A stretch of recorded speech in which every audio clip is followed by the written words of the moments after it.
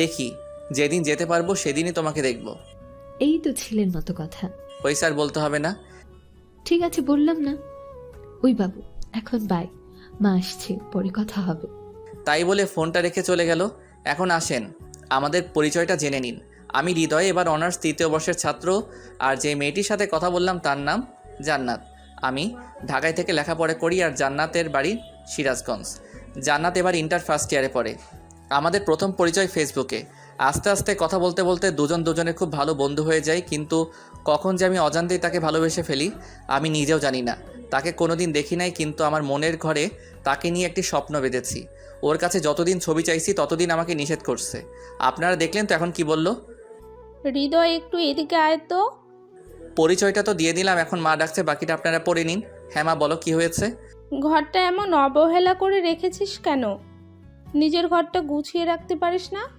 ওহো মা, তুমি জানো আমি একটু অগোছালো, তবু প্রতিদিন একই কথা কেন বলো। দুদিন পরে বউ যখন ঘরে আসবে তখন কি করবি? হ্যাঁ মা তুমি যে কি বলো না, তখন তো তোমার বৌমা এসব করবে। হয়েছে, আর বলতে হবে না। তাড়াতাড়ি রেডি হয়ে নাস্তার টেবিলে আয়। নাস্তা রেডি আছে, খেয়ে ভার্সিটিতে যা। ঠিক আছে মা। তারপর আমি রেডি হয়ে নাস্তা করে ভার্সিটিতে যাই। ভার্সিটিতে আমার বেস্ট ফ্রেন্ড হচ্ছে ইব্রাহিম। সেই ইন্টার থেকে আমরা দুজনে একসাথে লেখাপড়া করছি। দুজনের বেস্ট ফ্রেন্ড, কখনো আমাদের মধ্যে ঝগড়া হয় না। ভার্সিটিতে যেতেই দেখলাম ইব্রাহিম বট গাছের নিচে বসে আছে। কিরে, কখন আসলি? দোস্ত 5 মিনিট হলো। আজ দেখছি তোর মন খারাপ, ব্যাপার কি? কিছু হয়েছে নাকি? আরে না রে দোস্ত, কিছু হয়নি। তো তুই একা বসে কেন, আর সবাই আসেনি? সবাই এসেছে। সবাই যে যার ক্লাসে চলে গেছে। আমি তোর জন্য অপেক্ষা করছি এখানে। তো তুই তোর ক্লাসটা মিস করলি? আরে একদিন ক্লাস না করলে কিছু হয় না। পরের ক্লাস কয়টায়? 10টা 40-এ। আচ্ছা ঠিক আছে, তাহলে ততক্ষণ একটু আড্ডা দেই। হ্যাঁ তাই তো বলবি। মহারাজ দেরি করে আসবে, আর ক্লাস মিস করবেন, আড্ডা দিতে হবে। দোস্ত, কাল থেকে আর লেট হবে না, প্রমিস। তুই তো প্রতিদিনই প্রমিস করিস, একদিনও কি রাখতে পারিস? সরি দোস্ত, আর হবে না। ঠিক আছে। তারপর বসে দুজনের আড্ডা দেই। 10টা 20-এ সবার ক্লাস শেষ হয় আর সবাই বটগাছ তলায় চলে আসে। তারপর সবাই মিলে আড্ডা দেই। এই সুমন, তোর বাবার কি অবস্থা এখন? হাসপাতালে ভর্তি আছে। সুমনের কোনো বড় ভাই নেই, তাই খুব কষ্ট করে লেখাপড়া করে আর বাবা মাকে দেখাশোনা করে, যার কারণে আমরা সবাই সুমনকে একটু বেশি ভালোবাসি। ওই আগের মতোই রে। আচ্ছা ডাক্তার কি বলছে? ডাক্তার বলেছে সময় লাগবে, কিন্তু নিশ্চয়তা নেই। মন খারাপ করিস না দোস্ত, সব কিছু ঠিক হয়ে যাবে। দোয়া করিস দোস্ত। আমরা তো সব সময় দোয়া করি। আর তোর মা বাবা তো আমাদের মা বাবার মতোই, তাই না? হ্যাঁ অবশ্যই। তাহলে এমন কথা বললি কেন? সরি দোস্ত, ভুল হয়ে গেছে, আর বলবো না। ঠিক আছে। আচ্ছা মিলি, আজকে মেকআপ করিস নাই নাকি? তুই আবার আমার মেকআপ নিয়ে কথা বলছিস? আচ্ছা হৃদয়, মিরির পিছনে তোর না লাগলে কি পেটের ভাত হজম হয় না নাকি? একদম ঠিক বলেছিস, শালা সারাক্ষণ আমার পিছনে লেগে থাকে। হইছে, এখন সাপোর্ট পাইয়ে এত লাফালাফি করতে হবে না। তুমি যে মেকআপ ম্যান তা তো সবাই জানে, সারাক্ষণ মেকআপ নিয়ে ব্যস্ত। এবার কিন্তু বাড়াবাড়ি হয়ে যাচ্ছে হৃদয়। আচ্ছা বোন, ভুল হয়েছে, মাফ কইরা দে। হয়েছে, এত ঢং করতে হবে না। বাহ, না চাইলেও দোষ। আচ্ছা ঠিক আছে, আজকের পর আর কোনো দিন তোর কাছে মাফ চাইবো না। আচ্ছা তোরা কি শুরু করলি বলতো?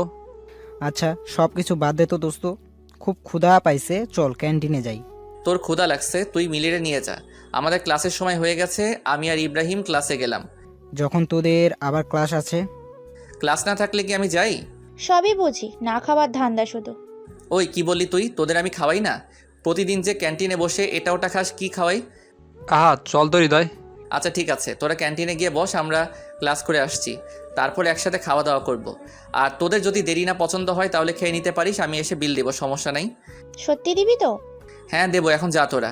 তাই বলে ওদেরকে রেখে আমি আর ইব্রাহিম ক্লাসে চলে গেলাম। ক্লাসে ঢুকতে দেখি নতুন একটা স্যার জয়েন করছে, আজকে তার ক্লাস। স্যারের আজ আমাদের প্রথম ক্লাস, তাই আজকে পরিচয় পর্বের মধ্য দিয়ে ক্লাস শেষ করে বেরিয়ে ক্যান্টিনে চলে যাই। ক্যান্টিনে গিয়ে দেখি হারামিগুলো বসে আছে। কিরে, তোরা কিছু খাসনি? তোদের ছাড়া আমরা কখনো কিছু খাইছি? আরে বোকা, খাইলে কি হইতো? কিছু হতো না, কিন্তু তোদের ছাড়া আমরা খাবো না, তাই খাইনি। আচ্ছা খাসনি, ভালো করছস। তো এখন কি খাবি বল? এখন আর বেশি কিছু খাবো না, হালকা নাস্তা করলেই হবে। আচ্ছা তাহলে সিঙ্গারা আনি, তোরা বস। তাই বলে আমি সিঙ্গারা আনতে গেলাম, সাথে কোল্ড ড্রিঙ্ক নিলাম। তারপর সবাই নাস্তা করে কিছুক্ষণ আড্ডা দিয়ে বাসায় ফিরলাম। বাসায় এসে লাঞ্চ করে বিকালে একটা ঘুম দিলাম। সন্ধ্যায় ঘুম থেকে উঠে দেখি মোবাইলে 29টা মিসড কল। চেক করে দেখি জান্নাতের কল ছিল। আজ আমি শেষ। কি মরণের ঘুমাচ্ছিলাম, ফোনটা বাজছিল বুঝতে পারিনি। জান্নাত তো আজকে আমাকে মেরেই ফেলবে। তাড়াতাড়ি করে জান্নাতকে একটা ফোন করলাম। হ্যালো জান্নাত। সরি, কে আপনি? আর কাকে ফোন করেছেন? আমি সরি, আসলে ভার্সিটি থেকে এসে লাঞ্চ করে একটু ঘুমিয়ে পড়ছিলাম, তাই বুঝতে পারিনি তখন ফোন করছিলা। সরি। তো ঘুম থেকে উঠেছেন কেন? যান ঘুমান। সরি তো জান। তোমার এই সরি আমার আর ভালো লাগে না। আচ্ছা ঘুমিয়ে পড়েছিলাম তো কি করব। কিচ্ছু করতে হবে না, চুপচাপ বসে থাকো। বাই। তাই বলে ফোনটা কেটে দিল। আল্লাহ গো, মেয়েটা কত রাগ করে। আল্লাহ তুই মেয়েটাকে একটু হেদায়েত দান করো। ফোনটা কেটে যাওয়ার সাথেই আবার ফোন করলাম। কি ব্যাপার, আবার ফোন করেছো কেন? আমার জান পাখিটা, প্লিজ কথা বলো। তোমার সাথে আবার কিসের কথা? কথার কি শেষ আছে? প্লিজ। হ্যাঁ, কথা শেষ আছে। তোমার সাথে আমার আর কোনো কথা নেই। প্লিজ জান, এমনটা করো না, প্লিজ কথা বলো। আচ্ছা ঠিক আছে, বলো কি বলবে। I love you. এটা ছাড়া আর কোনো কথা আছে? আছে তো। তো সেই কথা বলো। আমার না খুব ইচ্ছা করছে তোমার কাছে ছুটে যেতে। তো আসো না কেন? কি করব বলো, সিরাজগঞ্জ তো আমার কোনো রিলেটিভ নেই যে তার পাশেই যাব। রিলেটিভ না থাকলে কি আসা যায় না? যাওয়া যায় তো, কিন্তু আমি তো কিছুই চিনি না, কোথায় যেতে কোথায় চলে যাব। তুমি কোন দুনিয়ার মানুষ? কেন? তুমি ডিজিটাল যুগে এসে হারিয়ে যাওয়ার ভয় করছো? আমি আমার ভয় করি না, যদি তুমি কোনো কারণে হারিয়ে যাও সেদিন আমার মরণ ছাড়া কিছু হবে না।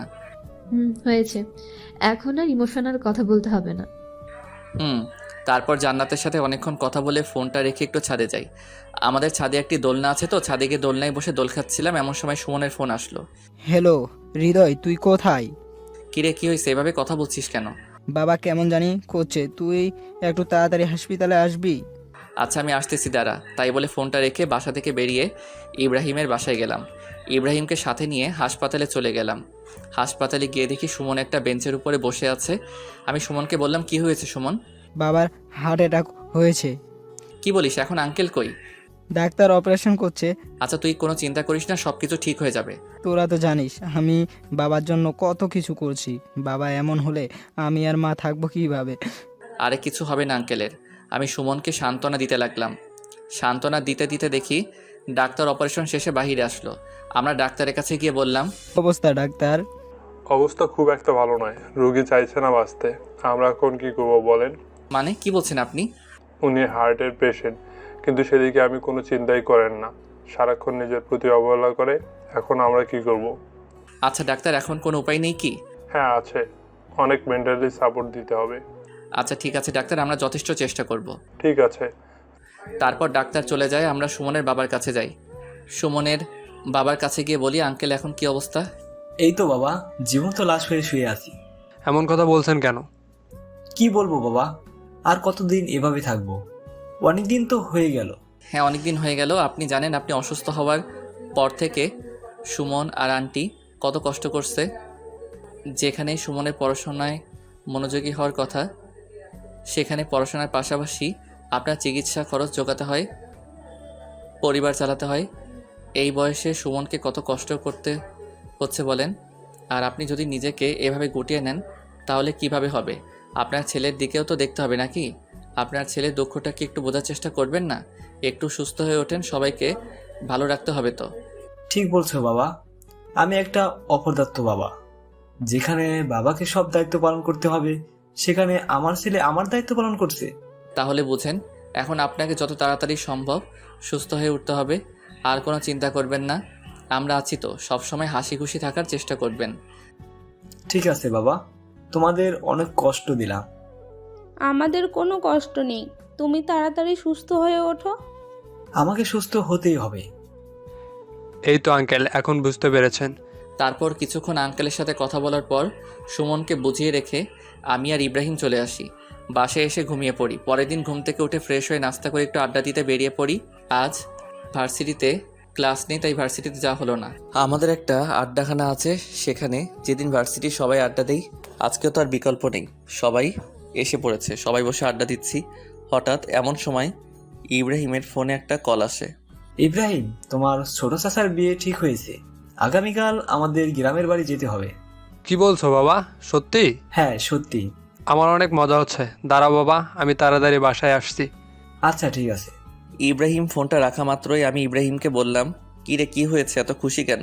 আর বলিস না, আমার ছোট চাচার বিয়ে ঠিক হয়েছে। কাল সকাল সকাল আমাদের গ্রামের বাড়িতে যেতে হবে। গ্রামের বাড়ি? তোর আবার গ্রামের বাড়ি আছে নাকি?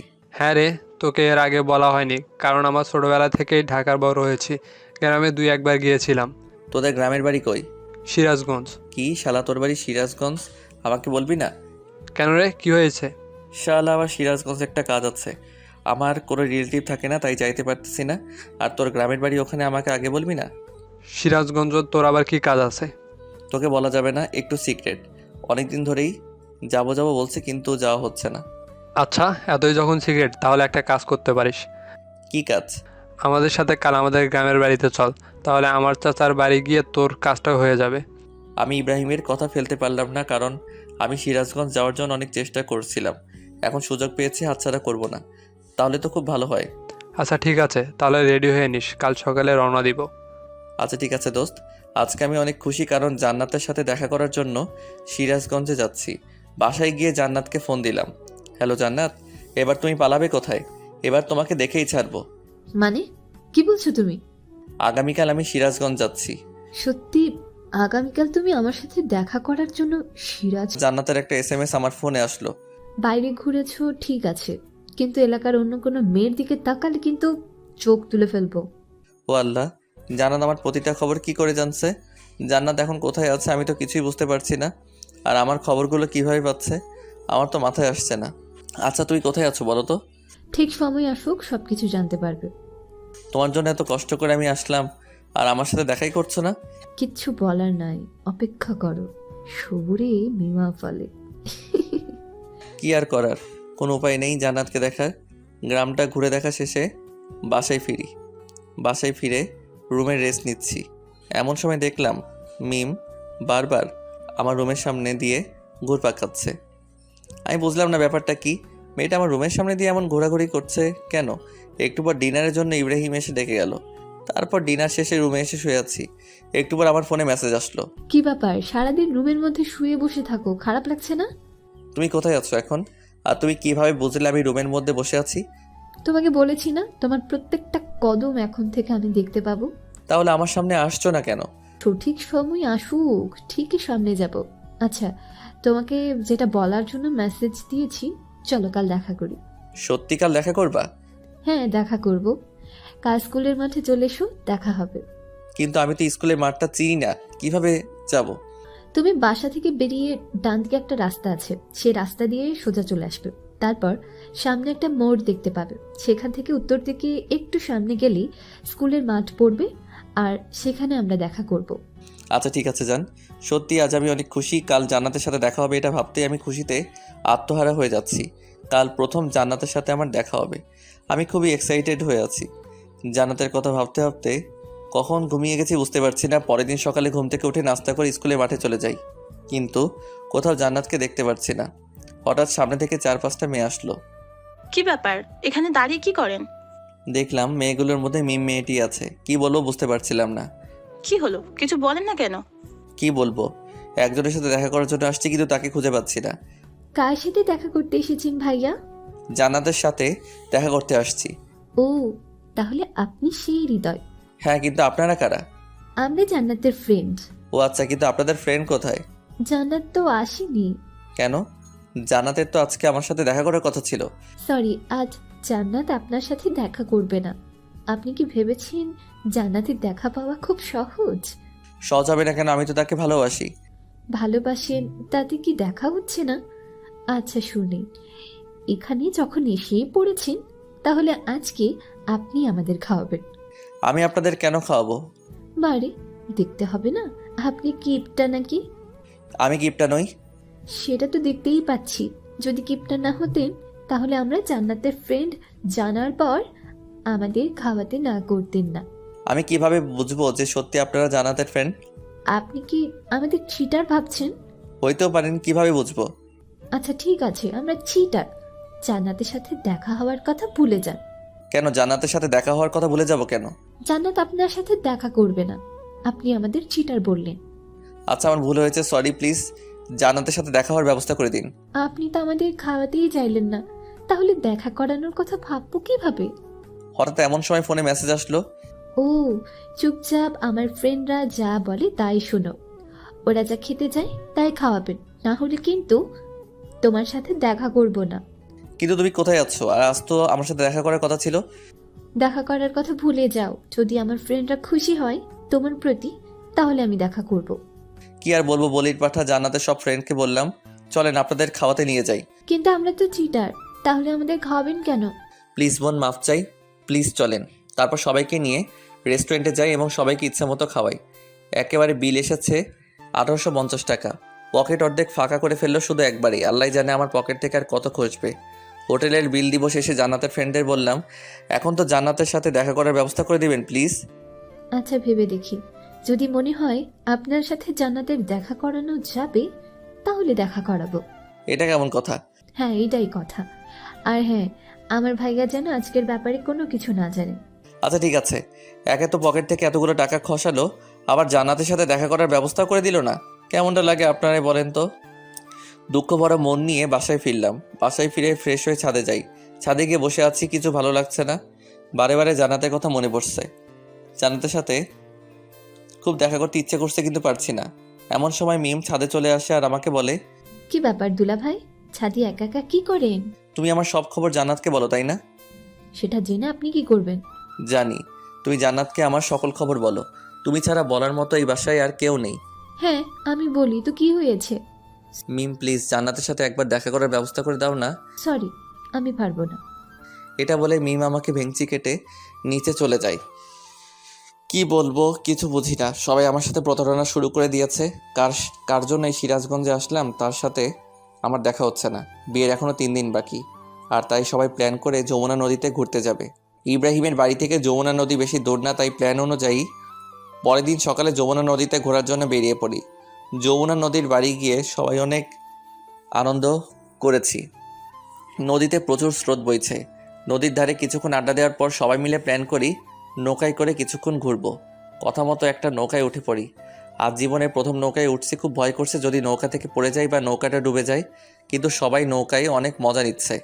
সবাই নৌকার উপর নাচানাচি করছে। আমি সাঁতার জানি না, তাই আমার ভয়টা অনেক বেশি ছিল। ইব্রাহিমও সাঁতার জানতো না, কারণ ও ছোটো থেকেই ঢাকায় বড় হয়েছে। ইব্রাহিম আর আমি খুব ভয় পাচ্ছিলাম। সবাই নাচানাচি করছে, খুব মজা করছে তারা। তাদের দেখে খুব হিংসা হচ্ছিল। উফ, আমিও যদি ওদের সাথে একটু নাচতে পারতাম। কিন্তু আমার তো ভয় করছে যদি নৌকাটা ডুবে যায়। সব কিছু ভুলে ভাবলাম যা হবার হবে, সবার সাথে আমিও নাচবো। সবার সাথে নাচতেছি, হঠাৎ এমন সময় একজনের সাথে ধাক্কা লেগে আমি নৌকার উপর থেকে নদীর ভেতরে পড়ে যাই। আমি সাঁতার জানি না, পানির মধ্যে সাহায্যের জন্য চিৎকার করছি, কিন্তু স্রোতে আমি নিজেকে কন্ট্রোল করতে পারলাম না। পানির স্রোতের মধ্যে আমি হারিয়ে যেতে লাগলাম। এমন সময় মিম নদীতে লাফ দিয়ে আমাকে খুঁজতে লাগে, কিন্তু কিছুতেই খুঁজে পাচ্ছিল না। অনেকক্ষণ খোঁজাখুঁজির পরে আমার দেহটা খুঁজে পায়। তারপর আমার দেহটি নৌকার উপরে উঠায়। আমার দেহ নৌকার উপরে উঠিয়ে তাড়াতাড়ি করে নদীর পাড়ে নিয়ে যাওয়া হয়। নদীর পাড়ে নিয়ে আমার পেটে চাপ দিয়ে পেট থেকে পানি বের করা হয়। পানি বের করার পরও আমার জ্ঞান ফেরে না। কি করবে কেউ বুঝতে পারছে না। এমন সময় মিম আমার মুখটা একটু ফাঁকা করে মিমের মুখ আমার মুখে বসিয়ে ফু দিতে শুরু করে। সবাই চেয়েছে মিমের কাণ্ড দেখে হাঁ করে তাকিয়ে আছে। কিছুক্ষণ ফু দেওয়ার পরে আমি লাফ দিয়ে উঠি। তারপর আমাকে নিয়ে হাসপাতালে যাওয়া হয়। ডাক্তার আনার চিকিৎসা করা হয়। রোগীর ঠিক মতো যত্ন নিতে হবে, না হলে ভবিষ্যতে কোনো বড় সমস্যা হতে পারে। ঠিক আছে ডাক্তার, আমরাও ঠিকভাবে যত্ন নেব। ডাক্তার আমার চিকিৎসা করে আর বলে তারপর আমাকে হাসপাতাল থেকে বাসায় নিয়ে আসা হয়। বাসায় নিয়ে আসার পর আমার যত্ন নেওয়া হবে খুব ভালোভাবে। বিশেষ করে মিম আমার খুব যত্ন নেয়। জান্নাত আমার কাছে ফোন করে খুব কান্না করতো আমার এমন অবস্থা দেখে। আমি পাগলিটাকে সান্ত্বনা দেওয়া ছাড়া কিছুই করতে পারতাম না। মিম আমার কাছে এসে বারে বারে মাপ চাইতো আর বলতো, সত্যি আমি জানতাম না আপনি সাঁতার জানেন না। আমি তো মজা করে আপনাকে ধাক্কা দিয়েছিলাম, কিন্তু আপনার এমন অবস্থা হবে আমি বুঝতে পারিনি। আমাকে মাফ করে দেবেন প্লিজ। বোকা সমস্যা নাই, তুমি তো না বুঝেও করেছো। তুমি যদি জানতে আমি সাঁতার জানি না তাহলে তো আর করতে না। এসব চিন্তা বাদ দাও। আজ তোমার জন্য আমি বেঁচে গেছি। আজ তোমার জন্য আমি বেঁচে আছি। তুমি আমায় আবার দ্বিতীয়বারের মতো জীবন বাঁচালেন। তোমার কাছে আমি ঋণী। আমার জন্য এত কিছু হলো, আর আপনি সত্যি আপনি অনেক বড় মনের একজন মানুষ। আর তোমার জন্যই তো আমি নতুন জীবন পেয়েছি। তোমাকে ভুল বুঝবো কিসের জন্য? এখন থেকে আমি আপনার বেশি করে যত্ন নেব। থাকবো না, এত বেশি যত্ন নিতে হবে না। তোমার ফ্রেন্ড জানতে পারলে আবার আমার উপর রাগ করবে। জান্নাত আপনাকে কিছু বলবে না। কেন কিছু বলবে না কেন? কারণ আমি সবার মতো না। জান্নাত আমাকে খুব ভালোভাবেই চেনে। তোমাদের ফ্রেন্ডশিপ তোমরাই ভালো বোঝো, কিন্তু আমার উপর রাগ করলে কিন্তু আমি দায়ী নই, তোমাকে রাগ ভাঙিয়ে দিতে হবে। আচ্ছা ঠিক আছে, আমি রাগ ভাঙিয়ে দেব। এখন হ্যাপি? হুম। আচ্ছা, এখন একটু রেস্ট নেন, আপনার সাথে পরে কথা বলি। এরপর থেকে মেয়েটি আমার খুব যত্ন নেওয়া শুরু করে। আজ ইব্রাহিমের চাচার গায়ে হলুদ, আমিও প্রায় সুস্থ হয়ে গেছি শুধুমাত্র মিমের যত্ন নেওয়ার জন্য। গায়ে হলুদের অর্ধেক দায়িত্ব আমার ও ইব্রাহিমের উপর, আমাকে আর ইব্রাহিমকে বিয়ের দায়িত্ব পালন করতে হচ্ছে। গায়ে হলুদের প্যান্ডেল সাজানো, বাড়িতে সুন্দরভাবে ডেকোরেশন করা, লোকজনের খাওয়া দাওয়ার ব্যবস্থা করা, সব কিছু ছিল আমার ও ইব্রাহিমের উপর দায়িত্ব। গায়ে হলুদের জন্য প্যান্ডেল সাজাচ্ছি আর বাড়িতে ডেকোরেশন দিয়ে সাজাচ্ছি। বিকেলবেলা গায়ে হলুদের অনুষ্ঠানে মেয়ে পক্ষরা চলে আসে। হলুদ মাখাতে অনেক মেয়ে আছে, তার মধ্যে একটি মেয়ে দেখতে অনেক সুন্দর ছিল। আমাকে দেখে বারবার আশেপাশে ঘুরতে লাগে। এমনটা দেখে মিম খুব ক্ষিপ্ত হতো। আমি কিছুতেই বুঝতাম না মিম আমার উপর ক্ষিপ্ত কেন। মিম আমাকে বারে বারে বলতো, আজ গায়ে হলুদ অনেক মেয়ে আসছে, যদি কোনো মেয়ের সাথে উল্টাপাল্টা কিছু করতে চান তাহলে কিন্তু আপনার খবর আছে। তোমার ফ্রেন্ড তো আমার সামনে আসে না, তাহলে আমি যদি অন্য কারোর সাথে কিছু করি অসুবিধা কি? কি বললেন? আপনার সাহস তো কম না? অন্য কোনো মেয়ের দিকে চোখ তুলে তাকালে আপনার চোখ দুটো উঠিয়ে মার্বেল খেলবো। আচ্ছা, আমি যদি অন্য কোনো মেয়ের দিকে তাকাই তাহলে তোমার কি? ইয়ে, একদম বেশি বেশি করার চেষ্টা করবেন না। আমি কিন্তু জান্নাতকে সব কিছু বলে দেব। শুধু একবার বলে দেখো, তোমার অবস্থা খারাপ করে দেব। কি করবেন শুনি? আমি কি করব আমি নিজেও জানি না। প্লিজ বোন, জান্নাতকে কিছু বলো না। আমি তো জান্নাতকে বলে দেব, দেখি আপনি কি করেন। প্লিজ, আমি তোমার কাছে হাত জোর করছি, প্লিজ জান্নাতকে কিছু বলবে না। আচ্ছা ঠিক আছে। দেখতে দেখতে গায়ে হলুদ শেষ হলো। রাত্রে জান্নাতের সাথে ফোনে কথা বলছি। তুমি গায়ে হলুদের সময় মেয়েদের দিকে তাকিয়েছিলে কেন? ফোন? কোন মেয়ের দিকে তাকাইলে আমার? তোমাকে কে বলে এটা? যে বলার সে বলেছে, তুমি বলো অন্য মেয়েদের দিকে কেন তাকিয়েছো? সত্যি আমি তাকাইনি, ওই মেয়েটা আমার দিকে তাকিয়েছিল।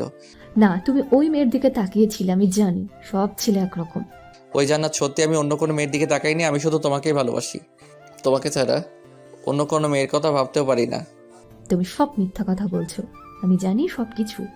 আর তাই আজকের পর থেকে তুমি আর আমার সাথে কোনো কথা বলবে না। কথা বলতে বলতে ভালো লাগছিল না, তাই ছাদে যাওয়ার জন্য রুম থেকে বেরিয়ে হাঁটতে থাকি। সিঁড়ির সামনে মিমের রুম। ফোন কথা বলতে বলতে চলে যাচ্ছি, এমন সময় খেয়াল করলাম আমার ফোনে যে ভয়েস যা আসছে তা মিমের রুম থেকেও আসছে। আমি বুঝতে পারছিলাম না।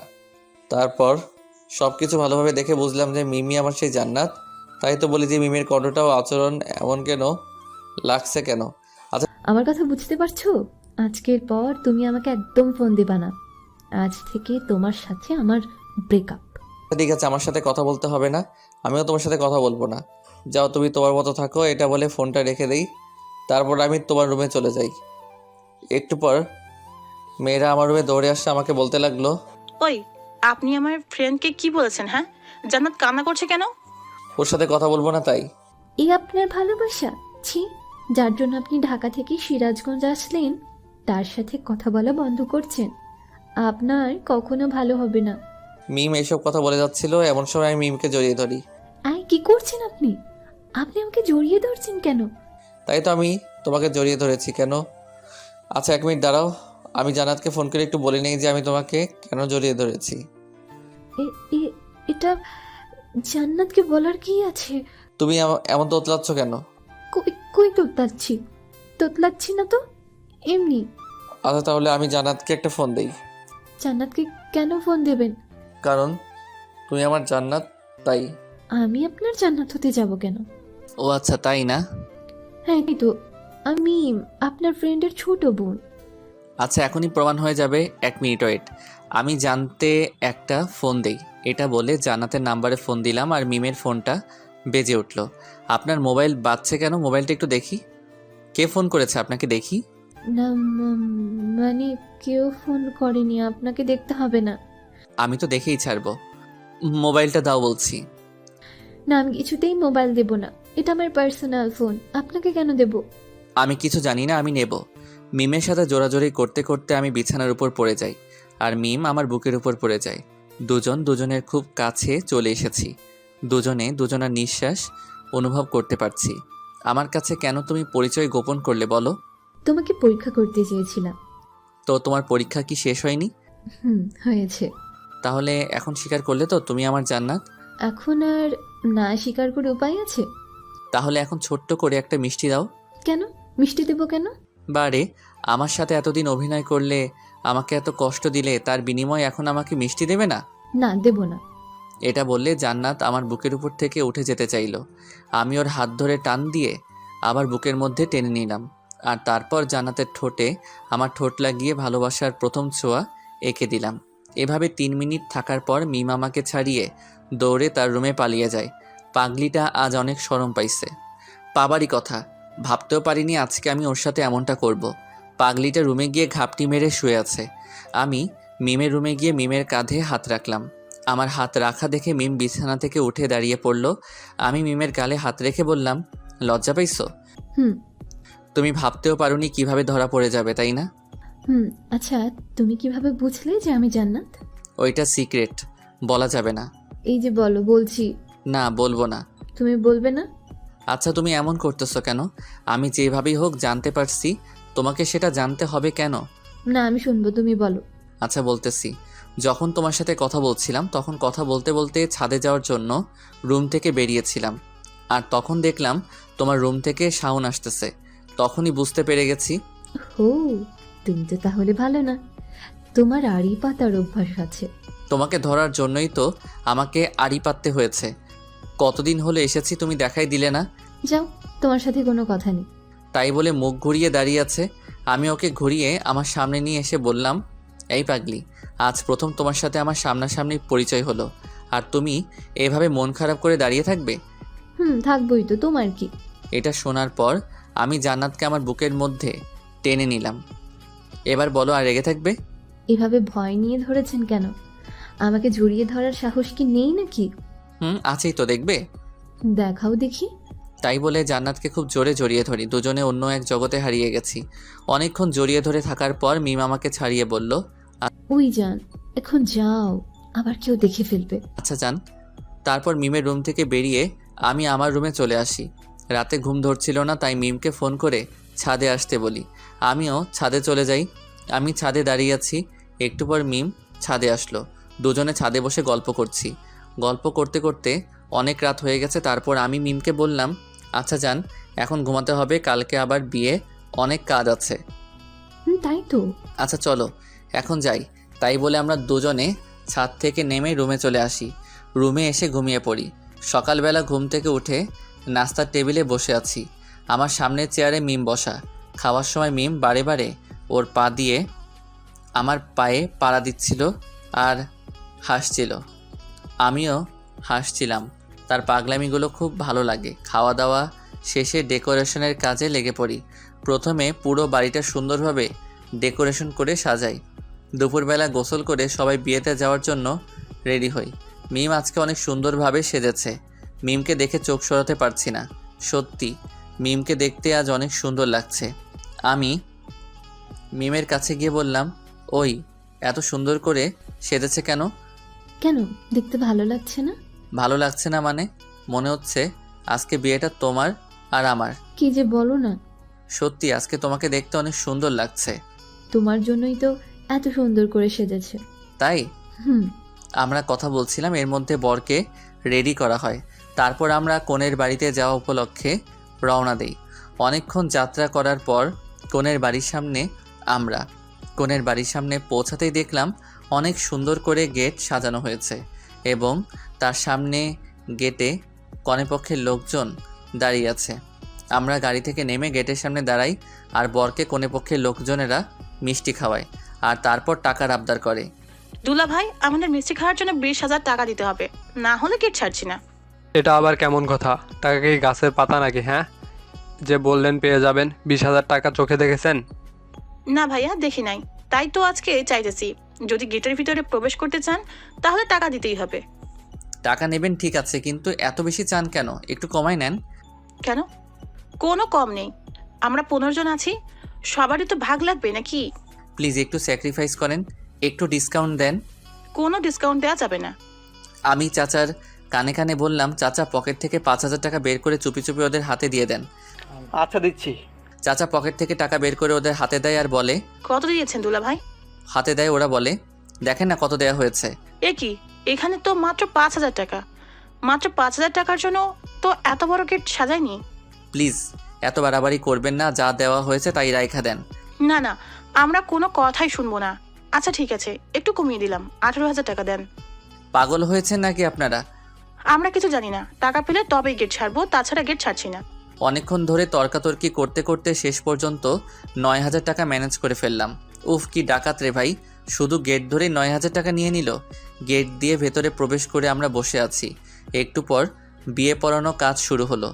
আলহামদুলিল্লাহ, দেখতে দেখতে বিয়েটা সম্পূর্ণ হয়ে গেল। বিয়ে শেষে খাওয়া দাওয়ার পর্ব শুরু। কনে পক্ষ দেখছি খাওয়া দাওয়ার বিশাল আয়োজন করেছে, অনেক রকম আইটেম করা হয়েছে। সবাই অনেক মজা করে খাওয়া দাওয়া করা হলো। খাওয়া দাওয়া শেষে বরকনেকে নিয়ে বাড়িতে ফিরি। সারাদিন অনেক ধকল গেছে, তাই বাসায় ফিরেই বরকনেকে তাদের বাসর ঘরে ঢুকিয়ে আমরা সবাই যে যার রুমে গিয়ে শুয়ে পড়ি। আমি রুমে গিয়ে শুয়ে আছি, কিন্তু ঘুম ধরছে না। কিছুক্ষণ চুপচাপ শুয়ে থাকার পরও ঘুম ধরছিল না। না পেরে জান্নাতকে ফোন করে ছাদে আসতে বললাম। দুজনে ছাদে গিয়ে বসে আছি। আজ তো চাচার বাসর রাত। তো এই বাসর রাত নিয়ে মানুষের কত পরিকল্পনা থাকে, তার কোনো শেষ নেই। থাকবই তো। রাতে দুজন দুজনকে খুব ভালোভাবে জেনে নেয়, বুঝে নেয়, ভালোবাসা আদান প্রদান করে। আমাদেরও এমন হবে, তাই না? যা দুষ্টু। ওই কিছু ভালো লাগছে না, একটা পাপ্পি দাও না। খুব লোভ ধরেছে তাই না? একটুখানি দাও না জান। দিন দিন তোমার চাহিদা কিন্তু বেড়েই যাচ্ছে। কি দেবে না তো? না, দেব না। ওকে। তাই বলে ছাদ থেকে নেমে আসতে ধরলাম। এমন সময় জান্নাত আমার হাত টেনে বুকের মধ্যে জড়িয়ে ধরে আমার ঠোঁটে ঠোঁট লাগিয়ে ভালোবাসার ছোঁয়া এঁকে দিল। ঠিক 5 মিনিট পর ছেড়ে দেয়। উফ, আরেকটু হলেই তো মরেই যেতাম। নিঃশ্বাসটা থেমে এসেছিল। কি আর লাগবে? না জান, আজকে আর চাই না। আচ্ছা ঠিক আছে, এখন চুপচাপ রুমে গিয়ে ঘুমিয়ে পড়বো। আচ্ছা যান। তারপর সোজা রুমে গিয়ে ঘুমিয়ে পড়ি। পরের দিন ঘুম থেকে উঠে সবাই বরকনেদের দিকে তাকিয়ে আছি। সবাই খুব হাসাহাসি করছে আর বলছে, রাত কেমন কাটলো? ওহ ভাবি, তুমি না এইসব নিয়ে কেউ জিজ্ঞেস করে? আই হাই, আমার দেবর তো লজ্জায় লাল হয়ে গেছে। চাচা কোনো কথা বলতে পারছে না, লজ্জায় লাল হয়ে গেছে। আর চাচির তো কোনো কথাই নেই। অনেকক্ষণ মজা করার পর বরকনেকে সকালে নাস্তা করানো হয়। তারপর আমরা সবাই নাস্তা করি। নাস্তা করে কাজে লেগে পড়ি, কারণ বিকেলবেলা কনে পক্ষ থেকে আমাদের বাড়িতে আসবে। খাওয়া দাওয়া সব ব্যবস্থা করতে হবে। ইব্রাহিমকে বাবুরকে আনতে পাঠিয়ে দেই। বাবুর চিরা রান্নার কাজে লেগে পড়ে। আমিও রান্নার কাজে লেগে পড়ি। দুপুরের মধ্যে সব রান্না শেষ করে ফেলি। আমাদের রান্না শেষ হতে হতেই মেয়ে পক্ষ বাড়িতে চলে আসে। তারপর খাওয়া দাওয়ার পর্ব শুরু করে দেই। সবার আগে সকল মেয়ে পক্ষকে খাওয়াই, তারপর এলাকার লোকজনকে খাওয়াই। সবাইকে খাওয়ানো শেষে রাতে কনে পক্ষের লোকজন বরকনেকে তাদের বাড়িতে নিয়ে যায়।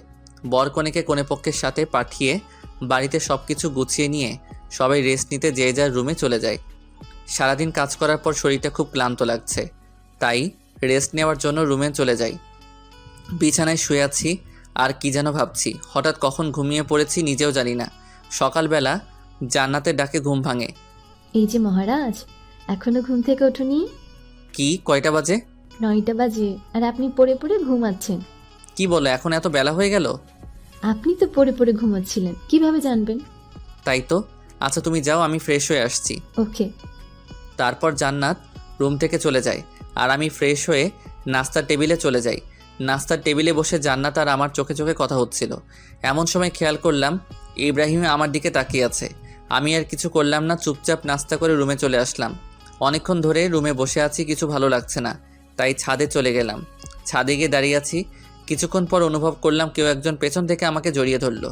আমি পিছনে তাকিয়ে দেখি জান্নাত। কি ব্যাপার, তুমি কখন আসলে? দেখলাম তুমি ছাদে আসছো, তাই পেছনে পেছনে চলে আসলাম। তো পিছন থেকে এইভাবে জড়িয়ে ধরলে কেন? কেন, ভালো লাগছে না বুঝি? ভালো লাগবে না কেন? এই দিনের বেলা তুমি আমাকে জড়িয়ে ধরে আছো, কেউ যদি দেখে তাহলে সমস্যা হবে তো। কেউ দেখলে দেখুক, আমার বইয়েই গেছে তাতে। পাগলামি করো না, একটু বোঝার চেষ্টা করো। তুমি চুপ থাকবে? দেখো জান্নাত, একটু বোঝার চেষ্টা করো। এখন আমরা ছাদে আছি, যদি কেউ দেখে ফেলে তাহলে অনেক বড় সমস্যা হয়ে যাবে। তুমি চাও না তো আমি তোমাকে এভাবে জড়িয়ে ধরে থাকি? আচ্ছা ঠিক আছে, থাকো তুমি তোমার মতো, আমি গেলাম। এটা বলে জান্নাত যখন পেছনে ফিরে ছাদ থেকে নেমে যেতে চাইলো, পিছনে ফিরে জান্নাত চমকে গেল। আমি পিছনে তাকাতেই দেখি ইব্রাহিম দাঁড়িয়ে আছে। ইব্রাহিম, তুই এখানে কখন আসলি? কেন ডিস্টার্ব করলাম বুঝি? দোস্ত, এসব কি বলিস? জান্নাত তুই নিজে যা। ভাইয়া, তুই হৃদয়কে কিছু বলবি না। তোকে নিচে যেতে বলছি, তুই নিচে যা। জান্নাত ইব্রাহিমের ধমক খেয়ে নিচে চলে যায়। এদিকে ইব্রাহিম আর আমি ছাদে রয়ে গেলাম। ইব্রাহিমে আমাকে বলছে, আমি প্রথমে যা সন্দেহ করেছিলাম তাই সত্য হলো। দোস্ত আমার কথা শোন। তুই আর কি বলতে চাস? তোকে আমি আমার বেস্ট ফ্রেন্ড ভাবতাম, আর তুই আমার সাথে এমন করলি। দোস্ত শোন, জান্নাতের সাথে আমার অনেক আগে থেকে পরিচয়। আমাদের প্রথমে ফেসবুকে আলাপ হয়, তারপর আস্তে আস্তে কথা বলতে বলতে আমাদের মধ্যে একটা সম্পর্ক গড়ে ওঠে।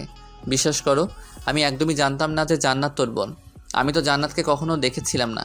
জান্নাতকে আমি না দেখে ভালোবেসেছিলাম। তোর সাথে এখানে আসার পরে আমি জানতে পারিনি যে তোর বোন মিম আমার জান্নাত। আমি তো পরশুদিন জানতে পারলাম যে এটা আমার সেই জান্নাত যাকে আমি ভালোবাসি। দেখ হৃদয়, তুই আমার বেস্ট ফ্রেন্ড। আমার ছোটো বোন মানে তোরও ছোটো বোন। আমি আমার বোনকে অনেক ভালোবাসি, আর তোকেও অনেক ভালোবাসি। আমি কোনো কারণে আমাদের বন্ধুত্বটা নষ্ট করতে চাই না। আমি কি বোঝাতে চেয়েছি তুই বুঝতে পারছিস? দোস্ত আমি জান্নাতকে অনেক ভালোবাসি রে। আমি ওকে ছাড়া থাকতে পারবো না কিছুতেই। আর কিছুই করার নাই, প্লিজ তুই জান্নাতকে ভুলে যা। কিভাবে ভুলে যাব তুই বল?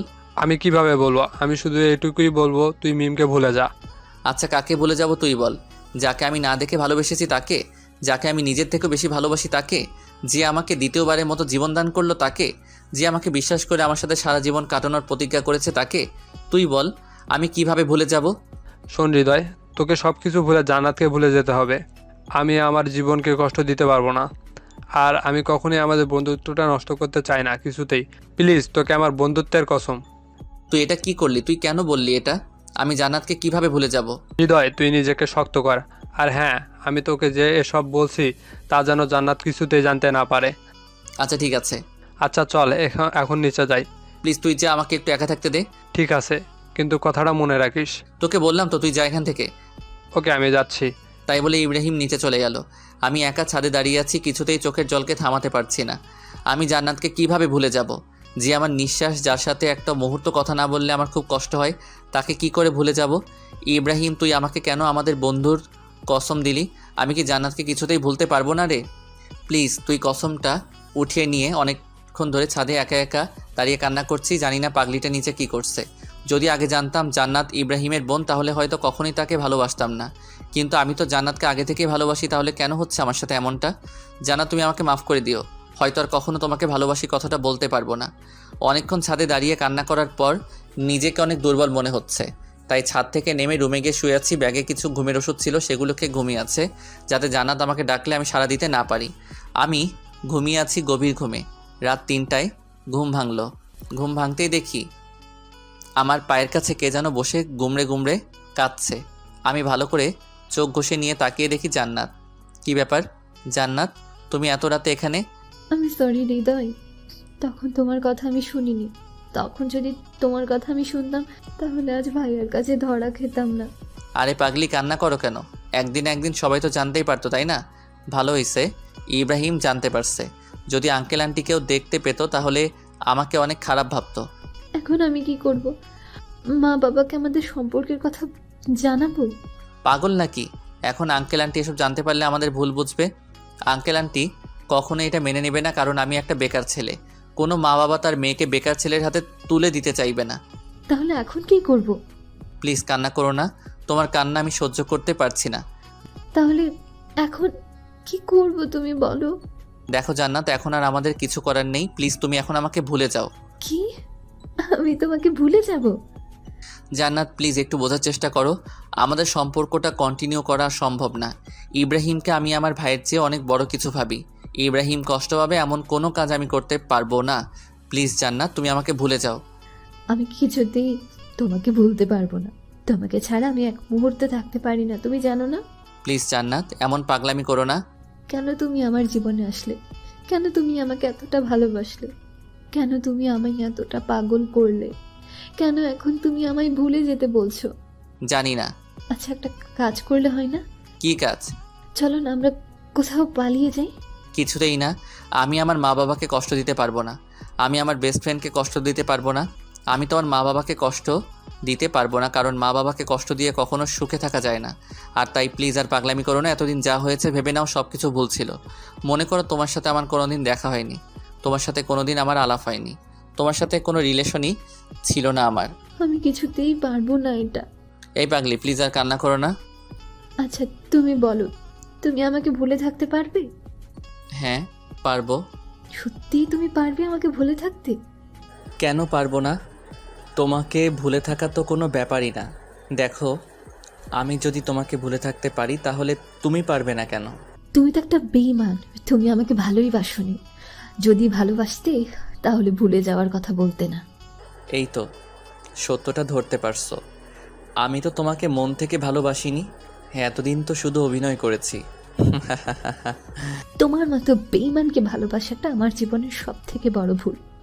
এখনো সময় আছে, চাইলে ভুলটা সংশোধন করে নিতে পারো। হ্যাঁ, তাই করব। একটা বেঈমানকে ভালোবেসেছিলাম, এটা ভুলে যেতে আমার বেশি সময় লাগবে না। আমিও তো এটাই চাই, তুমি আমাকে ভুলে যাও। জান্নাত দৌড়ে বাড়ি থেকে বেরিয়ে চলে যায়। সত্যি আমি অনেক বড় বেঈমান। আমি বন্ধুত্বটা টিকিয়ে রাখার জন্য আমার ভালোবাসাটা কবর দিলাম। সত্যি কিছু কিছু ভালোবাসা এমনই, কিছু সম্পর্কের কাছে হার মেনে যায়। আমার ভালোবাসাটাও না হয় এভাবেই হারিয়ে গেল। আজ খুব কষ্ট হচ্ছে, কিন্তু কি করব, আমার কিছু করার নেই। সত্যি আমি ইব্রাহিমকে কষ্ট দিতে চাই না। ইব্রাহিমকে আমি অনেক ভালোবাসি। রাতে ভাবছি যদি আমি এখানে থাকি তাহলে রোজ জান্নাতের সাথে আমার দেখা হবে। আর জান্নাতের সাথে আমার দেখা হলে জান্নাত আমাকে কিছুতেই ভুলতে পারবে না, আর আমিও জান্নাতকে কিছুতেই ভুলতে পারবো না। তাই সব থেকে ভালো হবে আমি কাল সকালে কাউকে কিছু না জানিয়ে এখান থেকে চলে যাব। কথা মতো পরের দিন সকালে সিরাজগঞ্জ থেকে আমি ঢাকায় চলে আসি। কিন্তু ঢাকায় আসার আগে আমি রাত্রে একটা চিঠি লিখি, আর চিঠিটা গোপনে জান্নাতের টেবিলের উপর রেখে আসি। পরদিন সকালে জান্নাত ঘুম থেকে উঠে হৃদয়কে খুঁজতে যায়, কিন্তু হৃদয়কে রুমে খুঁজে পায় না। পুরো বাড়ি তন্ন তন্ন করে খুঁজে কিন্তু কিছুতেই হৃদয়ের দেখা পায় না। খুব হতাশা নিয়ে নিজের রুমে ফিরে রুমে গিয়ে বিছানায় বসে কান্না করতে লাগলো। হঠাৎ এমন সময় টেবিলের উপর চোখ পড়ল। জান্নাত দেখতে পেল টেবিলের উপর একটা চিঠি পড়ে আছে। জান্নাত দৌড়ে গিয়ে চিঠিটা উঠিয়ে খুলে চিঠিটা পড়তেই অবাক হয়ে গেল। চিঠিতে লেখা ছিল, প্রিয় জান্নাত, পারলে আমাকে মাফ করে দিও। সত্যি আমি অনেক বড় স্বার্থপর এবং বেঈমান। তোমাকে ভালোবাসার কোনো অধিকারই আমার নেই, আর তাই আমি চলে যাচ্ছি। আর কোনো দিন তোমার সামনে আসবো না। পারলে আমায় মাফ করে দিও। তোমাকে অনেক কষ্ট দিয়েছি। ভালো থেকো, সুখে থেকো, আর নতুন করে জীবন শুরু করো। ইতি, তোমার হৃদয়। চিঠিটা পড়ে জান্নাত আর কান্না থামাতে পারল না। খুব জোর কান্না করছে আর বলছে, হৃদয়, তুমি আমাকে এই চিনলা? তোমাকে আমি এত ভালোবাসলাম, কি রাগের মাথায় একটা কথা বলে ফেলেছি, আর তুমি আমাকে ছেড়ে চলে গেলে। তুমি ভাবলে কিভাবে তোমাকে ছাড়া আমি বাঁচবো? আমি তোমাকে ছাড়া বাঁচতে পারবো না, তুমি জানো না? কেন তুমি আমাকে ছেড়ে চলে গেলে? প্লিজ ফিরে আসো হৃদয়। খুব কান্না করছে আর বলছে, পাগলিটার কি দোষ বলেন?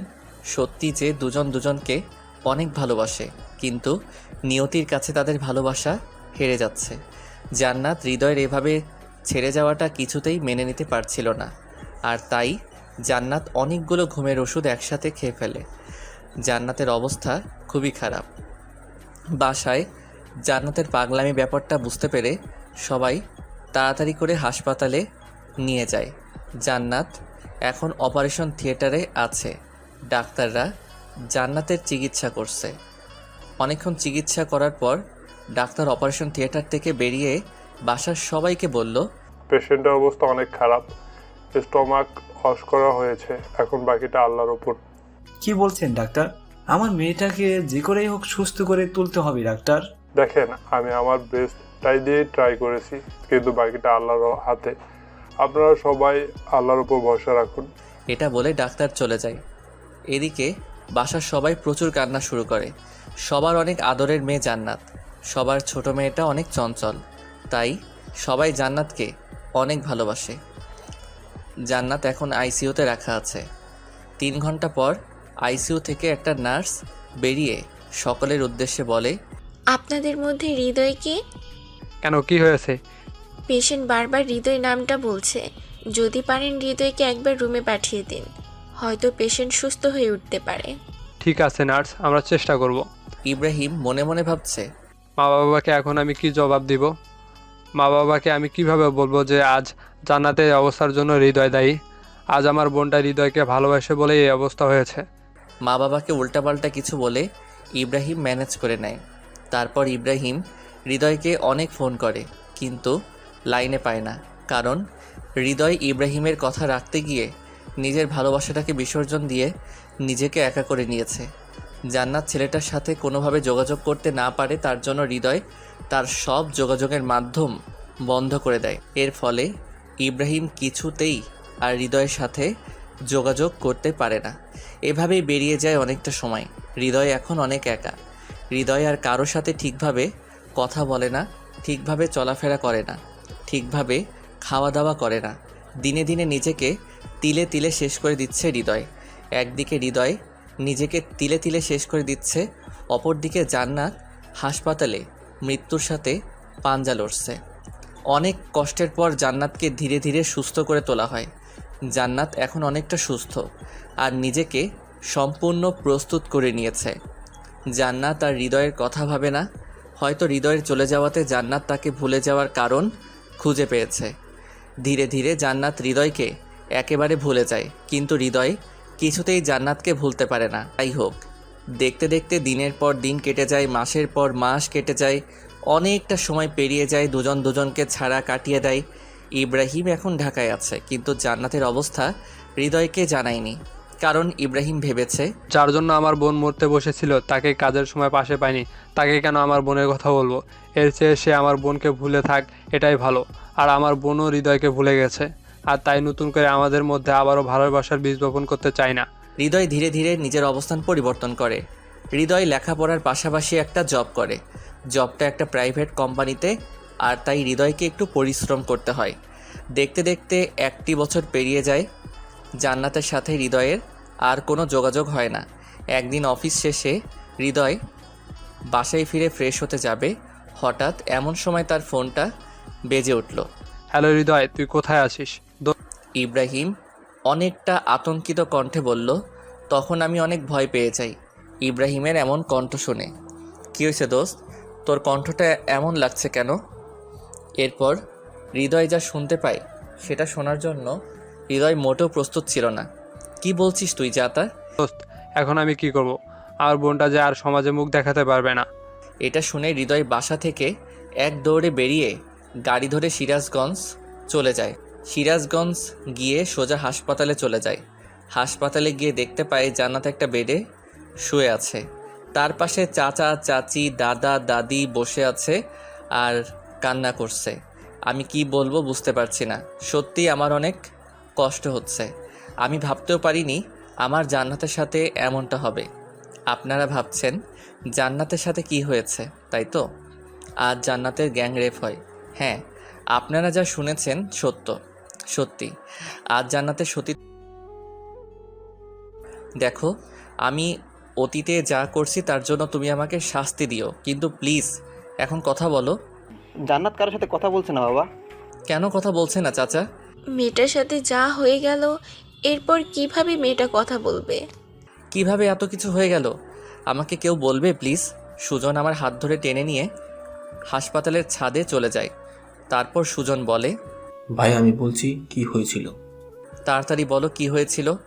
তারপর সুজন হৃদয়কে বলতে লাগলো কিভাবে এত কিছু হলো। আজ জান্নাতের কলেজ বন্ধ ছিল, তাই আমি জান্নাতকে জোর করে আমার স্কুলে নিয়ে যেতে চেয়েছিলাম। আর তাই জান্নাত আপুকে নিয়ে আমি স্কুলের উদ্দেশ্যে রওনা দিই। মাঝ রাস্তায় যেতে দেখি কিছু বকাটে ছেলে রাস্তার পাশে বসে আছে। সেগুলোকে দেখেই বোঝা যাচ্ছিল তারা অনেক খারাপ, অনেক বাজে। তারা অনেক বাজে বাজে কথা বলছিল। তারা বলছিল, ইস মামা কি জিনিস রে, ওহ মামা ফিগারটা দেখেছিস? এমন আরো অনেক বাজে কথা বলছিল। জান্নাত আপু এগুলো সহ্য করতে না পেরে ওই ছেলেগুলোর কাছে গিয়ে জান্নাত আপু জুতা খুলে একটি ছেলের গায়ে জুতার বাড়ি মারে আর বলে, তোদের ঘরে মা বোন নেই? জীবনে কোনোদিন মেয়ে দেখিসনি? মায়ের দুধ খেয়ে বড় হোসনি? মেয়ে দেখলে জিভে পানি আসে কেন? কুত্তার বাচ্চা। আপু এমন কথা শুনে ছেলেগুলো হঠাৎ করে বসা থেকে লাফ দিয়ে উঠে জান্নাত আপুকে জোর করে ধরে উঠিয়ে নিয়ে যেতে লাগলো। আমি ওদেরকে অনেক বাধা দেই, কিন্তু আমি অনেক ছোট আর একা, তাই ওদেরকে বাধা দিতে পারিনি। আমাকে ধাক্কা দিয়ে ফেলে দিয়ে জান্নাত আপুকে নিয়ে ওরা চলে যায়। জান্নাত আপু অনেক আকুতি মিনতি করে বলে, আমাকে ছেড়ে দে শয়তানেরা, ভালো হবে না বলে দিচ্ছি। তোদের ভালোই বলছি, আমাকে ছেড়ে দে। তোমাকে ছাড়বো তো অবশ্যই সোনা, কিন্তু তার আগে আমাদের কাজটা তো হাসিল করে নিই। জান্নাত আপুকে টানতে টানতে ওই জানোয়ারগুলো নিয়ে যায় আমার চোখের সামনে দিয়ে। আমি কিছুই করতে পারিনি। তারপর জান্নাত আপুকে একটি রুমের মধ্যে নিয়ে যায় এবং তারা সবাই মিম আপুর উপর ঝাঁপিয়ে পড়ে। মিম আপুকে ওরা জানোয়ারের মতো ছিঁড়ে খায়। কথাগুলো বলতে বলতে সুজনের চোখ দিয়ে জল গড়িয়ে পড়ছিল টপ টপ করে। কথাগুলো শুনে আমার শরীরের লোমগুলো খাড়া হয়ে গেল। আমি নিজেকে কন্ট্রোল করতে পারছি না, চোখ দিয়ে অঝরে পানি ঝরছে। আমি ছাদ থেকে নেমে জান্নাতের কাছে গেলাম। নিচে এসে দেখে আঙ্কেল আন্টি ইব্রাহিম সবাই চলে এসেছে। সবাইকে একটু সাইড করে আমি জান্নাতের পাশে গিয়ে বসে জান্নাতের 2 হাত ধরলাম আর বললাম, সত্যি তোমার সাথে অনেক খারাপ হয়েছে। আমি কোনোদিন ভাবতেও পারিনি তোমার সাথে এমন কিছু হবে। প্লিজ নিজেকে ছোট করে দেখো না। তুমি সুস্থ হয়ে ওঠো তাড়াতাড়ি, জানোয়ারদের শাস্তির ব্যবস্থা করব। ওরা অনেক খারাপ, ওদের সাথে আমরা পেরে উঠবো না। চাচা কোনো চিন্তা করবেন না, আমি আছি। আমি সব কিছু দেখে নেব। তুমি ওদের সম্পর্কে কিছু জানো? এইসব জানোয়ারদের সম্পর্কে আমি কিছু জানতেও চাই না। আমি আইনের সাহায্য নিয়ে ওদের শাস্তির ব্যবস্থা করব। কিন্তু পুলিশ? কোনো কিন্তু না চাচা, আমি সব কিছু দেখে নেব। ইব্রাহিম তুই আমার সাথে চল। তাই বলে আমি ইব্রাহিম আর সুজনকে নিয়ে থানাতে চলে গেলাম। থানায় গিয়ে ওই জানোয়ারদের নামে কেস ফাইল করলাম। পুলিশগুলো আমায় বারবার বলছিল, আপনি যাদের নামে কেস করতে যাচ্ছেন তারা কে জানেন? তাদের সম্পর্কে আমার জানার কোনো ইচ্ছা নেই। আমি শুধু এইটুকু চাই, আসামিদের সঠিক শাস্তির ব্যবস্থা করা হোক। এখন তো সব কথা বলছেন, কিন্তু আবার একটু পরে মত বদলাবেন না তো? দেখেন দারোগা সাহেব, আমি যা করি ভেবে চিন্তা করি, আর আমি আমার কথা থেকে একটু নড়চড় হব না। আদালতে সঠিক প্রমাণ পেশ করতে হবে, পারবেন তো? অবশ্যই পারবো। আচ্ছা, তাহলে আমরা কেসটি নিচ্ছি। ঠিক আছে দারোগা সাহেব, আর হ্যাঁ, যত তাড়াতাড়ি সম্ভব আপনি আসামিদের গ্রেফতার করবেন। ঠিক আছে, আপনারা এখন আসুন। ওকে দারোগা সাহেব। তারপর থানা থেকে চলে আসি। হাসপাতালে আসতে সবাই আমাকে ধরে বলে, এমনি মেয়েটার এই অবস্থা, সবার সামনে মাথা উঁচু করে বাঁচতে পারবো না। আবার তুমি যা শুরু করলে হৃদয়। দেখেন আঙ্কেল, আমি যা করছি একদম ঠিক করছি। আচ্ছা, এখানে জান্নাতের দোষটা কোথায় আমাকে বলবেন? জান্নাত কি নিজের ইচ্ছায় ধর্ষিত হয়েছে? কি সবাই চুপ। ব্যাপার, চুপ করে আছেন কেন? জবাব দিন। আমাদের সমাজে সবথেকে বড় সমস্যা কি জানেন? আমাদের সমাজে যে মেয়েগুলো ধর্ষিত হয়, আমরা তাদেরকে ছোট করে দেখি, আমরা তাদেরকে খারাপ বলি। আর যে জানোয়ারগুলো মেয়েদের সাথে এমন খারাপ কাজ করে তাদেরকে বাহবা দেই। যেখানে আমাদের মেয়েটিকে মেন্টালি সাপোর্ট দেওয়ার কথা, সেখানে আমরা মেয়েটিকে ছোট করে দেখি, মেয়েটিকে আমরা অপমান করি। আমরা ধর্ষিত মেয়েদের সমাজের বোঝা মনে করি। আচ্ছা, মেয়েরা কি ইচ্ছা করে ধর্ষিতা হয়? মেয়েরা কি চায় তাদের সব থেকে মূল্যবান সম্পদকেও এইভাবে কেড়ে নিক? অথচ একটি মেয়ে ধর্ষিত হবার পর আমরা মেয়েটিকে দোষী সাব্যস্ত করি, আর ধর্ষককে আমরা বড় করে দেখি। যদি আমরা একটি ধর্ষককে সঠিক বিচারের আওতায় নিয়ে আসতে পারতাম, তাহলে আজ ধর্ষণ তো দূরের কথা, আমাদের সমাজে কোনো ছেলে মেয়েদের দিকে চোখ তুলে তাকাতে পারতো না। কিন্তু আমাদের দেশে কি আমরা তাই করি? মোটেও করিনি। বরং উল্টো, আমি মেয়েদেরকে এমন এমন কথা শোনাই যার কারণে মেয়েরা তাদের অনিচ্ছা সত্ত্বেও আত্মহত্যা করতে বাধ্য হয়, শুধু আমাদের সমাজের মানুষদের জন্য। আমার কথাগুলো শুনে সবাই মাথা নিচু করে দাঁড়িয়ে, আচ্ছা আপনারাই বলুন, আমাদের সমাজে যে মেয়েগুলো ধর্ষিতা হয় তারা কি নিজ ইচ্ছায় ধর্ষিত হয়? তাহলে আমাদের সমাজে কেন ধর্ষিতা মেয়েদের পাশে দাঁড়ানো হয় না? কেন ধর্ষকদের শাস্তি দেওয়া হয় না? আজ এই দেশে একটি ধর্ষকের সবার সামনে শাস্তি দেওয়া হোক, দেখবেন এই দেশে আর দ্বিতীয়বারের মতো কোনো ধর্ষণের কথা আপনি শুনবেন না। সবাইকে অনেক বুঝিয়ে সবাইকে জানাতে পাশে দাঁড়ানোর জন্য আহ্বান করি। এখন সবাই মিলে জান্নাতের পাশে দাঁড়িয়ে আছি, শুধু ধর্ষকদের শাস্তি প্রদানের জন্য। কিছুক্ষণ পর কিছু গোন্ডা টাইপের ছেলে পেলে আমাদের কাছে এসে ছুরি, ডামদা, পিস্তল এসব দেখে ভয় দেখাচ্ছে আর বলছে, যদি তোরা ভালো চাস আর তোদের মেয়েকে সুস্থ দেখতে চাস তাহলে কেসটা উঠিয়ে নে। তোরা কি করতে পারিস আমি দেখে নেব। আমি আমার যথেষ্ট চেষ্টা করে তোদের শাস্তির ব্যবস্থা আমি করব। তোর সাহস তো কম না, তুই আমাদের বিরুদ্ধে মামলা করেছিস, আবার আমাদের মুখের ওপর কথা বলছিস। তোদের মতো কুত্তার সাথে কথা বলতে আমার বয়ে গেছে। তোদের মতো কুত্তার দিকে তাকাতেই আমার ঘৃণা লাগে। কি বললি মাদার?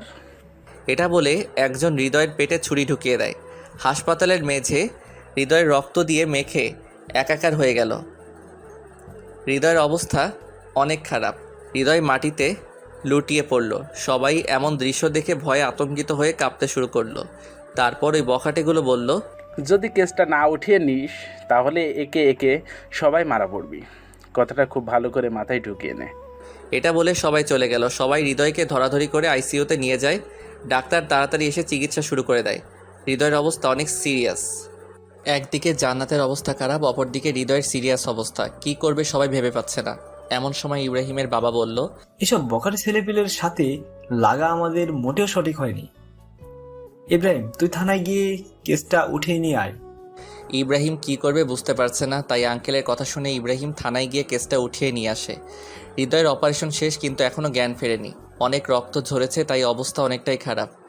হৃদয়ের মা বাবাকে হৃদয়ের এমন অবস্থা জানানো হয়নি, কারণ হৃদয়ের মা বাবা এসব জানতে পারলে অবস্থা আরও খারাপ হয়ে যাবে। সবাই অনেক চিন্তায় আছে। ডাক্তার সবাইকে বলল, দেখেন রুগীর অবস্থা অনেক খারাপ, কখন কি হয়ে যায় কিছু বলা যাবে না। রুগীর অজ্ঞান না ফেরা পর্যন্ত আমরা কিছুই করতে পারবো না। এটা কি বলছেন ডাক্তার? হৃদয়কে যে করে হোক সুস্থ করেই তুলতে হবে। সরি, আমরা আমাদের যথাসাধ্য চেষ্টা করেছি। সবার মাথায় হাত। হৃদয়ের মা বাবাকে না জানিয়ে আর থাকতে পারছে না কেউ। ইব্রাহিমের বাবা হৃদয়ের বাবাকে ফোন করে সব কিছু খুলে বলে, আর তাদেরকে যত তাড়াতাড়ি সম্ভব সিরাজগঞ্জ চলে আসতে বলে। হৃদয়ের মা বাবা সময় নষ্ট না করে তাড়াতাড়ি করে সিরাজগঞ্জ চলে আসে। তারা এসে দেখতে পায়নি হৃদয় আইসিইউতে একটা জীবন্ত লাশ হয়ে শুয়ে আছে। হৃদয়ের মা অনেক কান্না করছে। হৃদয়ের বাবা সবাইকে বলছে, আমার ছেলের এত বড় ক্ষতি কে করলো? এই ছেলেগুলো জান্নাতকে ধর্ষণ করেছে তারাই। দাঁড়াও, তাড়াতাড়ি ব্যবস্থা করছি আমি। তাই বলে হৃদয়ের বাবা কাকে যেন একটু ফোন করলো। হ্যালো সবুজ ভাই, আমার অনেক বড় একটা সমস্যা হয়ে গেছে। কিছু গুন্ডা আমার ছেলের অবস্থা খারাপ করেছে। আমার ছেলেকে হত্যা করার চেষ্টা করেছে। এখন আমার ছেলে আইসিইউতে ভর্তি আছে। বাঁচবে কিনা মরবে আল্লাহই ভালো জানে। ওপাশ থেকে কি যেন বলল। তারপর হৃদয়ের বাবা বলল, আচ্ছা, আপনি যত তাড়াতাড়ি সম্ভব সিরাজগঞ্জ চলে আসেন। আমি এর শেষ দেখতে চাই। তাই বলে ফোনটা কেটে দেয়। আপনাদেরকে হৃদয়ের বাবার সম্পর্কে তো কিছুই বলিনি। এখন হৃদয়ের বাবার সম্পর্কে জেনে নিন। হৃদয়ের বাবা একজন বিজনেসম্যান। ব্যবসার কাজে অনেক বড় বড় লোকজনের সাথে উঠা বসা করে। সমাজের সকল লোকের সাথেই তার ভালো সম্পর্ক। এখন যাকে ফোন করলো সে হচ্ছে ঢাকার একটি গ্যাং লিডার। হৃদয়ের বাবার বিভিন্ন কাজের জন্য সবার সাথে সম্পর্ক রাখতে হয়, তাই এই লোকটির সাথেও সম্পর্ক আছে। কয়েক ঘন্টা পর ওই লোকগুলোর সিরাজগঞ্জ এসে পৌঁছায়। তারপর লোকজনদের বখাটে ছেলেপেলের ডিটেলস বলা হয়। তারপর লোকগুলো সেই বখাটে ছেলেপেলের উদ্দেশ্যে রওনা দেয়। অনেকক্ষণ পর ওই লোকগুলো রাত 8টার দিকে সবার মাঝে ফিরে আসে আর বলে, শহীদুল সাহেব, আমাদের কাজ শেষ। কাল সকালে সবাই সব দেখতে পারবেন। আমাদের কাজ শেষ, আমরা এখন আসি। আবার দেখা হবে, ভালো থাকবেন। আর আশা করি আপনার ছেলে খুব তাড়াতাড়ি সুস্থ হয়ে যাবে। ঠিক আছে সবুজ ভাই, আপনাকে অসংখ্য ধন্যবাদ। তারপর লোকগুলো চলে যায়। সবাই শুধু ভাবছে কাল সকালে তাদের জন্য কি অপেক্ষা করছে, কারণ তারা কেউ জানে না বখাটেদের সাথে কি হয়েছে। দেখতে দেখতে সকাল হয়ে গেল। টিভিতে নিউজ হচ্ছে সিরাজগঞ্জ কিছু বখাটে ছেলেদের লাশ পাওয়া গেছে। তাদের লাশগুলো উলঙ্গ অবস্থায়, সবার লিঙ্গ কাটা অবস্থায় একটা গাছে উল্টা করে ঝুলানো ছিল। কে বা কারা এমন ঘটনা ঘটিয়েছে এখন কিছু বলা যাচ্ছে না।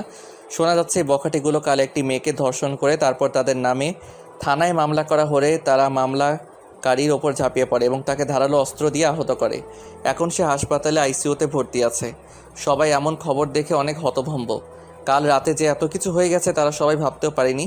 সত্যি ধর্ষকদের শাস্তি এমনই হওয়া উচিত, যাতে করে কেউ দ্বিতীয়বার আর কোনো মেয়ের দিকে চোখ তুলে তাকাতে না পারে। পরের দিন বিকাল 4টায় হৃদয়ের জ্ঞান ফেরে। জ্ঞান ফিরতেই সবাই হৃদয়ের কাছে ভিড় জমায়। সবাই অনেক খুশি, কারণ হৃদয়ের জ্ঞান ফিরেছে। হৃদয়ের মা বাবা হৃদয়কে বলে, বাবা তুই কোনো চিন্তা করিস না, তুই তাড়াতাড়ি সুস্থ হয়ে যাবি। বাবা, জান্নাতের কি খবর এখন? জান্নাত এখন ভালো আছে, তুই একটু নিজের চিন্তা কর। আর তুই যেই মেয়েটার জন্য এত রিস্ক নিতে গেলি কেন? যদি আজ তোর কিছু হয়ে যেত তাহলে আমরা কি নিয়ে বাঁচতাম? মা বাবা, আমার কিছুই হবে না, আমি জানি, কারণ তোমাদের দোয়া সবসময় আমার সাথে আছে। আর জান্নাতকে আমি নিজের থেকে অনেক বেশি ভালোবাসি, তাই ওর জন্য এইটুকু করা আমার কাছে কিছুই না। তুই সত্যি অনেক বড় একটা পাগল। হ্যাঁ, আমি তো পাগলই, শুধু জান্নাতের জন্য। আচ্ছা, ওই বখাটে ছেলেদের কি খবর এখন? পুলিশেরা কি ওদেরকে গ্রেফতার করেছে? ওদের অবস্থা শেষ, ওরা কেউ বেঁচে নেই। কি হয়েছে ওদের আর কিভাবে হয়েছে? তোর সব না জানলেও চলবে। এখন তাড়াতাড়ি সুস্থ হয়ে ওঠ, আমরা আর কিছু চাই না। ঠিক আছে বাবা, এখন হাসপাতালে একটা আনন্দমুখর পরিবেশ সৃষ্টি হয়। দেখতে দেখতে কিছুদিন কেটে যায়। হৃদয় এখন অনেকটা সুস্থ হয়ে ওঠে। হৃদয় তার মা বাবাকে জান্নাতকে বিয়ে করবে এমন কথা জানায়। হৃদয়ের বাবা বলে, তুই জান্নাতকে বিয়ে করবি, কিন্তু ও যে এখন সমাজের মুখে খারাপ হয়ে গেল। জান্নাত যে ধর্ষিতা হয়েছে সেটা নিজের দোষে না, তাকে ধর্ষণ করা হয়েছে। আর সবথেকে বড় কথা হচ্ছে আমি জান্নাতকে অনেক ভালোবাসি। জান্নাতকে ছাড়া আমি বাঁচব না। আর জান্নাতের জন্য আমি এত কিছু করলাম, কিন্তু শেষে এসে তাকে পাবো না, এটা তো কিছুতেই হতে পারে না। আমি যদি বিয়ে করি তাহলে জান্নাতকেই করব। হৃদয়ের এমন বক্তব্য শুনে তার বাবা আর কিছু বলতে পারল না। হৃদয়ের বাবা জান্নাতের বাবার কাছে বিয়ের প্রস্তাব পাঠালো। সবাই বিয়েতে রাজি হয়ে গেল, কারণ সবাই দেখেছে হৃদয় জান্নাতকে কতটা ভালোবাসে। আজ হৃদয় আর জান্নাতের বিয়ে, খুব ধুমধাম করে বিয়েটা হয়ে গেল। ইব্রাহিম হৃদয়কে বলছে, এই দোস্ত, আমি ভুলছিলাম রে, আমাকে মাফ করে দিস। আমার জন্য তুই অনেক কষ্ট পেয়েছিস। আমি চাইছিলাম না আমাদের বন্ধুত্বটা কোনোভাবে ভেঙে যাক। যতদিন আগে আমার বোনের সাথে বিয়ে হতো, যদি আগে আমার বোনের সাথে বিয়ে হতো তাহলে তোদের মধ্যে ঝগড়া হতো, মারামারি রাগারাগি হতো, আর তখন আমি নিজেকে ঠিক রাখতে পারতাম না। তখন তোর সাথে আমার সম্পর্কটা নষ্ট হয়ে যেত। আর আমি আমাদের এই বন্ধুত্বটা নষ্ট করতে চাইছিলাম না, তাই আমি তোকে নিষেধ করেছিলাম। আমাকে মাফ করে দিস দোস্ত, আর আমার বোনের খুব যত্ন নিবে। যদি কোনোদিন আমার বোনের চোখে এক ফোঁটা জল আসে তাহলে তোকে খুন করে ফেলবো। এই বোকা, তুই আমার বেস্ট ফ্রেন্ড, তুই ভাবলি কিভাবে তোর সাথে আমার সম্পর্কটা নষ্ট হয়ে যাবে? জান্নাতকে তো আমি আমার নিজের থেকে অনেক বেশি ভালোবাসি, তাই ওকে কষ্ট দেওয়া তো অনেক দূরের কথা, ওকে রাখতে পর্যন্ত দেব না। আয় দোস্ত, বুকে আয়। তারপর দুজন দুজনকে জড়িয়ে ধরে কান্না করে দেই। এই কান্না কষ্টের কান্না না, সুখের কান্না। তারপর হৃদয় ইব্রাহিমকে ছাড়িয়ে বলে, এই শালা, তোর বোন অপেক্ষা করছে আমার জন্য, বাসরাত তো পেরিয়ে যাবে। হারামি, তুই এতদিন আমাকে শালা শালা বলছিস, আর আজকে সত্যি সত্যি শালা হয়ে গেলাম। হ্যাঁ, আমি বোধহয় আগে থেকে জানতাম রে তুই আমার শালা হবি, তাই আগে থেকে তোকে শালা বলে ডাকতাম। ওই যে দোস্ত, আর বলিস না, আমি বাসর ঘরে গেলাম। আচ্ছা যা, আর কথাটা মনে রাখিস, আমার বোনের যদি চোখে জল আসে কোনো দিন তাহলে তুই শেষ। ঠিক আছে দোস্ত। তারপর হৃদয় বাসর ঘরে ঢোকে। ঘরের ভেতর ঢুকে দেখে জান্নাত বিছানার উপর ঘোমটা দিয়ে বসে আছে। হৃদয় আজ ঘোমটাটা উঠিয়ে জান্নাতের মুখের দিকে তাকিয়ে আছে। ইস, কি সুন্দর তুমি, সত্যি তোমাকে দেখে চোখ ফেরানো দেয়। তাই বুঝি? তাই তো, না হলে কি আমি তোমার প্রেমে পড়ি? কই, তুমি তো আমাকে না দেখে ভালোবেসেছিলা, তাহলে এখন এই কথা বলছি কিভাবে? রাখছো কেন? আমি তো এটার কথার কথা বললাম। সত্যি আমার বউটাকে একদম পরীর মতো দেখতে লাগছে। জানি সেটা, এখন নতুন কিছু বলো।